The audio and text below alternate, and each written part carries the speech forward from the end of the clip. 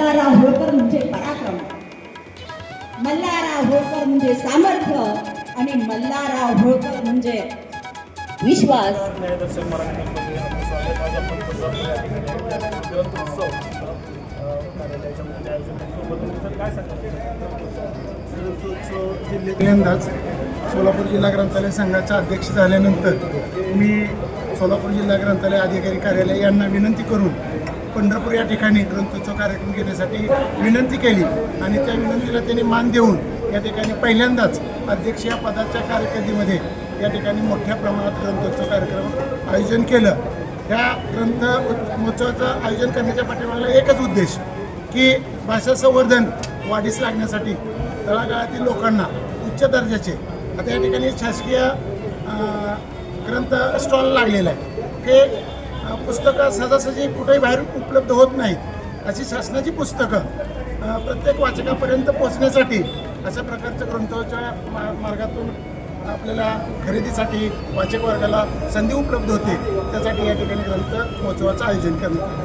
ग्रंथोत्सवामध्ये नटसम्राट भूमिका साकारणारे व आदरार्पण करणारे या भूमिकेला फुलचंद नागपूरच या निमित्तानं वेगवेगळे जे उपक्रम घेतलेत, उद्घाटन सोहळ्यापासून कथाकथन असेल, कवी संमेलन असेल, आमच्यासारखा एखादा ग्रामीण कलावंत, हौशी कलावंत, एक शेतकरी शेतात राबता राबता मानवी मनाची मशागत करत शब्दप्रमुख म्हणजे शब्दाची पताका घेऊन या ग्रंथातलं जी कलाकृती आहे नटसम्राट हे एक पात्री करणारा एका शेतकऱ्याला स्वतः अध्यक्ष साहेबांनी मला संधी दिली आणि इथं काल भावपूर्ण म्हणजे एक नाटक लोकांपर्यंत पोहोचवण्याचं मला समाधान वाटलं की ह्या पंढरीच्या नगरीमध्ये असा हा पहिल्यांदाच हा ग्रंथ उत्सव होत असताना एका शेतकऱ्याला नटसम्राट साकार करण्याचं भाग्य मला आपल्या गायकवाड साहेबांनी दिलं. त्याबद्दल त्यांचं मी खरं आनंद मिळतो.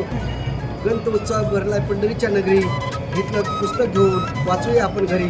फक्त पुस्तक वाचले पाहिजेत, पुस्तक वाचता वाचता माणसं वाचता आली पाहिजे आणि आपल्याला पुस्तकाबरोबर चांगलं जीवन जगता आलं पाहिजे, आरोग्य जीवन जगता आलं पाहिजे, निर्व्यसनी राहिलं पाहिजे.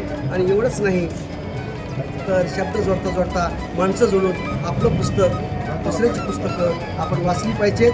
आणि आपला भारत देश संस्कृतीनं महान आहे, हीच महानता टिकवण्यासाठीच हा ग्रंथ. मोबाईल त्यामुळे सुरुवात ही आपल्या परिवारापासून मोठ्या व्यक्तींनी पुस्तकं हातात घेतली पाहिजे. तरच लहान पिढीसुद्धा पुस्तकं मागण्याचा हक्क करते. आणि मोठमोठे कार्यक्रम शिवाय वाढदिवस आणि लग्न समारंभांच्या वेळेस जेव्हा आपण गिफ्ट देतो त्याऐवजी आपण मोठमोठ्या लेखकांची, साहित्यकारांची पुस्तकं दिली पाहिजे असं मी सर्व.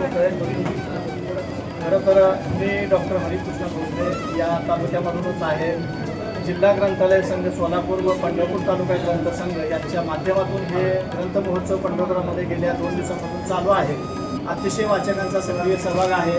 वाचन चळवळ वृद्धिंगत व्हावी, वाढावी आणि मोबाईल आणि टी व्हीच्या जमान्यामध्ये लोकांना वाचनाची चळवळ परत एकदा जागृत करावी या उद्देशानं हे वाचनालयाचं ग्रंथालय हा ग्रंथ महोत्सव या ठिकाणी साजरा होत आहे आणि त्याला भरभरून यश मिळतं आहे. पुस्तकाचे स्टॉल या ठिकाणी मांडलेले आहेत आणि वाचक या ठिकाणी खरेदी करतायत.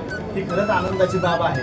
आणि आज वाचाल तर वाचाल हा जो संदेश आहे तो आपण जनमानसापर्यंत पोहोचवण्याचा फार मोठा प्रयत्न करायचा आहे. की ग्रंथ हा विचार पोचवण्याचा एक सर्वात मोठं माध्यम आहे, सोपं माध्यम आहे.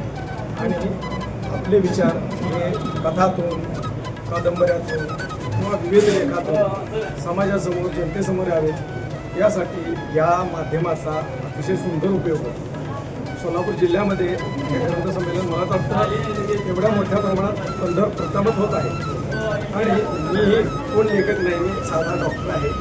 पण मला आलेले जे अनुभव आहेत ते मी सहज लिहित गेलो फेसबुक माध्यमातून आणि सगळ्या माझ्या वाचकांनी सांगितले, डॉक्टर तुम्ही खूप सुंदर लिहित आहे, तर पुस्तक काढा.